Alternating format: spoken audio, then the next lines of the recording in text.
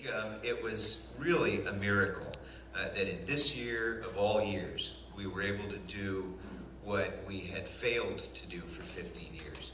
Because the legislature's been quite aware of the loss of jobs that have been happening from production going to the now 40 plus other states that have tax incentives. But there's always been this sort of smug assumption that, well, Hollywood will always be here because it says so right up there on the mountain. You know, Hollywood is here, so, you know, the industry is going to stay here. And so complacency has been a big part of the problem. But another part of the problem, frankly, is this a lack of knowledge about the industry among policymakers in Sacramento. And there is an assumption that any kind of an incentive that's offered to this industry is essentially a subsidy to Steven Spielberg, to wealthy producers. And they're making plenty of money anyway when we're making cuts in all these social programs that are so hard for us to make. Why in the world would we subsidize billionaires? And so it has been a real struggle for all of us who care about this issue to try to educate our colleagues about the real Hollywood.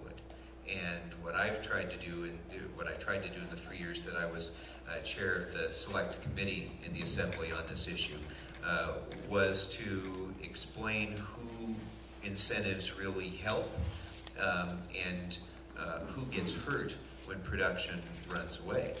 Because we all know that all the above-the-line talent and the Steven Spielbergs of the world will make their money wherever the production takes place. But the people who get hurt are the ones who don't drive limousines, but they go to work in a pickup. And so once we started to get that message across, and Amy actually in the Film Commission were very helpful in producing a little documentary clip that we used to help persuade people about the human impact of runaway production.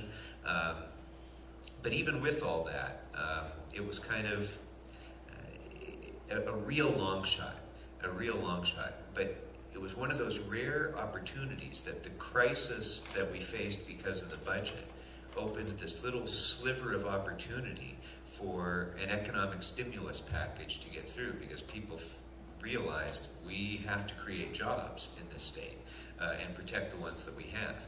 And so that little sliver of opportunity in the course of the broader budget negotiations was enough for the leadership of the Assembly, the leadership of the Senate, and the governor to come together and finally coalesce around this.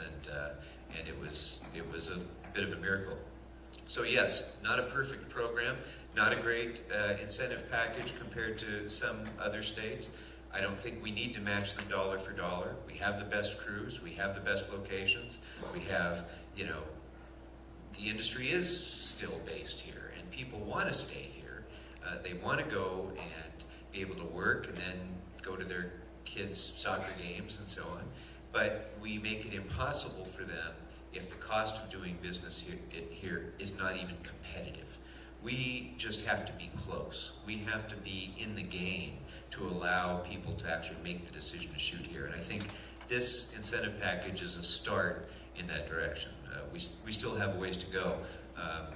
And that's kind of where all of you can come in, because we still need to keep persuading that this is a wise use of public money, that we actually are getting a return on investment.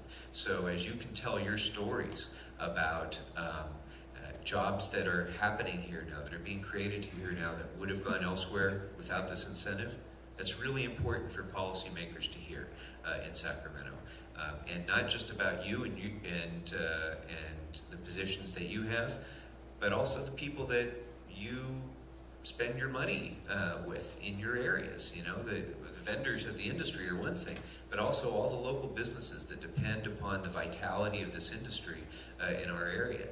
That is the real basis of a very powerful coalition that we need to keep encouraging to keep the pressure on, because Richard mentioned the steps that we're taking now in the council, and I'm honored to be vice chair of his committee and support his great efforts that he's making in the council now to try to, as he put it, show the industry that we love it and that we want it to stay here.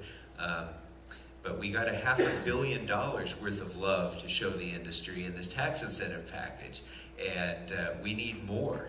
We need more of that. So in order to have that happen, you need to demonstrate to them that that was a wise investment, that that was a success in achieving what it was supposed to achieve. One of the challenges, it seems,